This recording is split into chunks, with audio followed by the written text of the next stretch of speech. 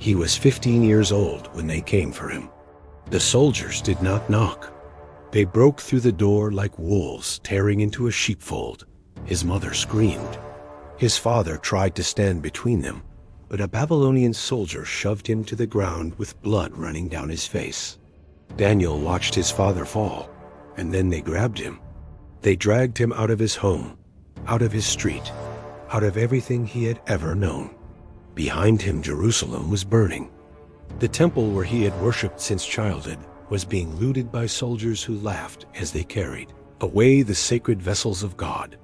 Daniel was chained, barefoot, bleeding from the ropes around his wrists, forced to walk 900 miles across scorching desert toward a kingdom that wanted to swallow him whole. He did not know if his parents were alive or dead. All he knew was that everything he loved was gone, and he was completely alone. When Daniel arrived in Babylon, he expected a prison cell. What he got was far more dangerous. He was chosen. The Babylonians had perfected a system more devastating than any weapon. They took the brightest young captives and dismantled their identity piece by piece until nothing remained of who they used to be. Daniel was placed in a royal training program.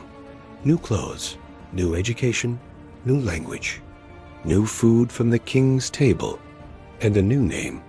Daniel, meaning God is my judge, was erased and replaced with Belteshazzar, a name honoring the Babylonian god, Bel.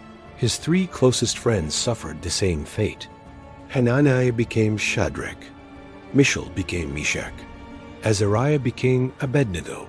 4 boys, stripped of their names, surrounded by a system designed to make them forget who they were. And it worked on almost everyone. But something inside Daniel refused to die. Late at night, while the other captives slept, Daniel would close his eyes and picture his father's face. He would hear his mother singing psalms in their small kitchen in Jerusalem, and he would whisper the words his father taught him. "The Lord is my shepherd. I shall not want." Babylon could change his name. Babylon could change his clothes. Babylon could change everything on the outside. But Babylon could not reach the place where Daniel kept his God. The first test came at the dinner table. The king's food was placed before him. Rich meats and fine wines that had been offered to Babylonian idols. To eat it was to participate in their worship. To accept it was to surrender another piece of himself. Daniel looked at the food, and he said no, not with anger, not with arrogance, with the quiet steadiness of someone who had already decided who he was and what he would never surrender. He proposed a test: 10 days of vegetables and water. Then compare him with those who ate the king's food. When the 10 days ended, Daniel and his friends looked healthier and stronger than every other young man in the program. God had shown up at a dinner table in the heart of enemy territory. When the training ended, and all captives were brought before King Nebuchadnezzar for evaluation, the verdict stunned everyone. Daniel and his friends were 10 times better than every magician and scholar in the entire Babylonian Empire. A kidnapped teenager from a destroyed nation outperformed the finest minds of the most powerful civilization on earth. Not because he was smarter, because he was anchored to something they could not see.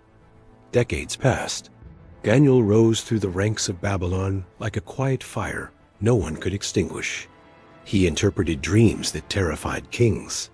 He spoke truth to rulers who could have killed him with a single word.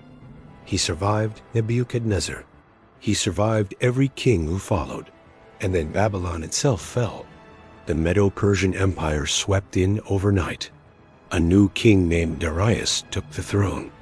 And once again Daniel, now an old man in his 80s, stood before a foreign ruler. Darius saw what every king before him had seen.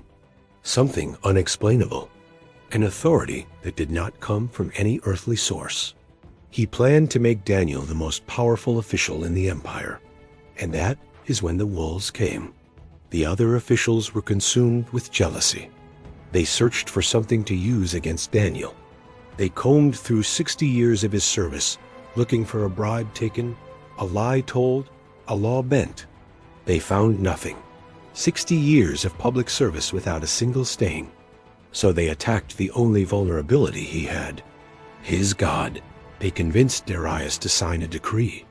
For 30 days no one could pray to any god except the king. The punishment for disobedience was death in a den of lions. Under Medo-Persian law, a signed decree could never be revoked, not even by the king. The trap was perfect.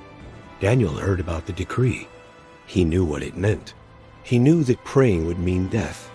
He went home. He climbed the stairs to his upper room, the room that faced west toward Jerusalem, toward the ruins of the temple where he first learned to speak to God. He opened his windows wide, and he knelt.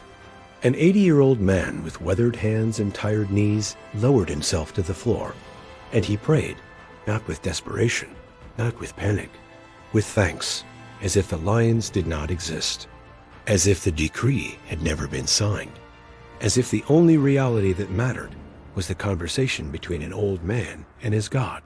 His enemies watched from the street below. They counted his prayers.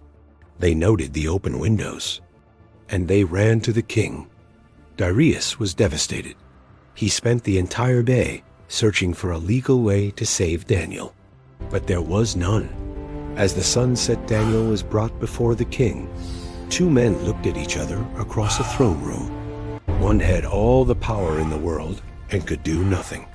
The other had no power at all and was completely at peace. Darius spoke with anguish in his voice. "May your God whom you serve continually rescue you." Daniel was lowered into the pit. The lions had not been fed.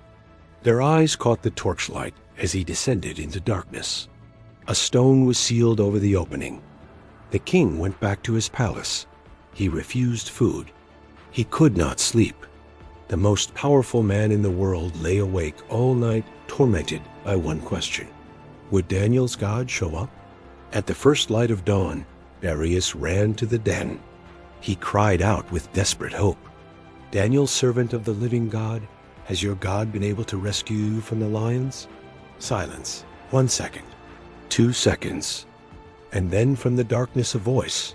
Calm, clear, unbroken. "My God sent his angel, and he shut the mouths of the lions. They have not hurt me because I was found innocent in his sight." Daniel was lifted out. Not a scratch, not a wound, not a mark. The men who conspired against him were thrown into the same den. Before they reached the floor, the lions crushed their bones. The lions were not tame. They were not full. They were hungry and violent and deadly, which means only one thing. The reason Daniel survived was not natural. It was supernatural. King Darius wrote a letter to every nation and every language under his rule. "I issue a decree that in every part of my kingdom people must fear and reverence the God of Daniel. For he is the living God, and he endures forever. He rescues and he saves. He has rescued Daniel from the power of the lions." A pagan king declared to the entire known world that the God of a Jewish prisoner was the living God, not because someone preached to him, because he watched one man live with such unwavering faith that there was no other explanation. And the Bible closes Daniel's story with one quiet sentence. So Daniel prospered. The boy dragged from Jerusalem in chains, the teenager who refused the king's food, the old man who chose prayer over survival. He prospered, not because life was easy, because he held on to his God when everything tried to tear them apart. And this is for you. If you feel trapped in circumstances you did not choose, if you feel punished for doing the right thing, if you are sitting in your own lion's den right now wondering if God sees you, he sees you. Daniel did not know at 15 that his worst day was the beginning of a divine purpose that would echo across thousands of years. He just held on, prayer after prayer, decision after decision, day after day. He held on, and God did the rest. Your den is not your destiny. Your faith is. For he is the living God, and he endures forever. His kingdom will not be destroyed. His dominion will never end. Daniel 6:26.